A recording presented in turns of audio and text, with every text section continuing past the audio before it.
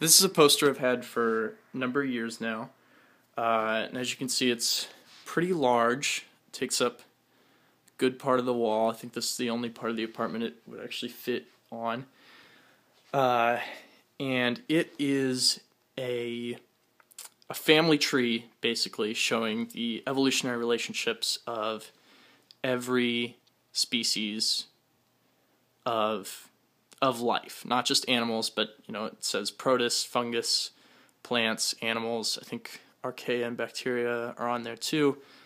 It shows everything and how we think they're related. And if you zoom in on these fuzzy edges, you can see that it actually lists species names of all of these creatures. And that's for the entire map. It shows these names. And they're incredibly hard to read unless you're right up next to it. Like, I have the phone like an inch away right now. So the point, I found this chart in a book I read like 4 years ago maybe, and the point in the book was to illustrate how diverse life was, but also how small we are in comparison. So there's this little notch up here that says, "You are here," and if we follow that, oops,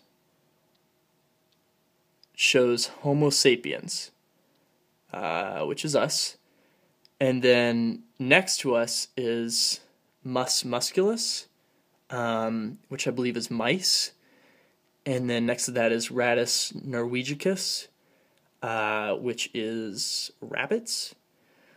So you can kind of infer from that this map is really low resolution, in that not all species are represented. So mice are representing a large group of organisms that there just isn't enough room to map here, and same with Homo sapiens. And I looked at the website for the university that made this cladogram, and they talked about how there are 1.7 million cataloged species on Earth right now that we know of, and this map has only 3,000 of them.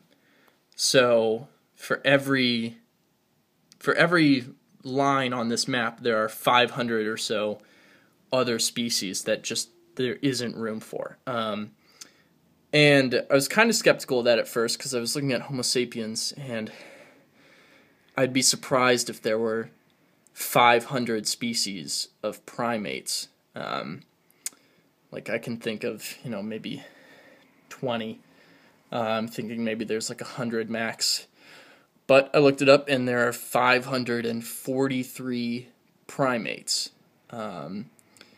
So they're it's very surprising. But that goes for every single one of these things. Is you can pick any one of these random lines, and it's going to represent only one species, and on average there's going to be about 500 that aren't hidden, that you could have an entire teeny tiny cladogram of at the end of every one of these little lines here. So I've had this poster for a long time, and I've always thought it was really cool. We had it up at my old apartment, but it wasn't until recently that I found that it's really, really cool, because I'm taking a vertebrate zoology class, and it's very it's like a tour of all the animals in the animal kingdom, all the vertebrates. And so vertebrates are birds and amphibians and pretty much everything you'd think of as a fish, and mammals and marsupials and reptiles and all the extinct dinosaurs, and Tiktaalik was a vertebrate. And it's a pretty thick book, but it's very information dense, and I'm thinking that I'm getting like all this this very complete tour of the animal kingdom through this class. I'm like, 2/3 of the way through it right now. And I just put this poster up again recently because I wanted to see, now that I know some of the details of the evolutionary tree, what it'd make it more meaningful, I guess. So I bring it out and I'm looking at where the vertebrates are on this map, and I had to basically look up all these species names next to it until I found something that like clearly wasn't a vertebrate, like a starfish or something. And found the limits are here to about, let's see, here. That is where the vertebrates are on this scale. And I went up and counted how many species there are, and it's 32. 32 representing, hundreds of thousands of more. Probably not hundreds of thousands, but thousands of other species total. And if you, divide that out, that's 1% of this map is this class that I've been, having to spend hours on and believing that I'm getting this complete tour of the animal kingdom, when in reality, like even within the animals, the animals are from here all the way up to there, and the vertebrates are here.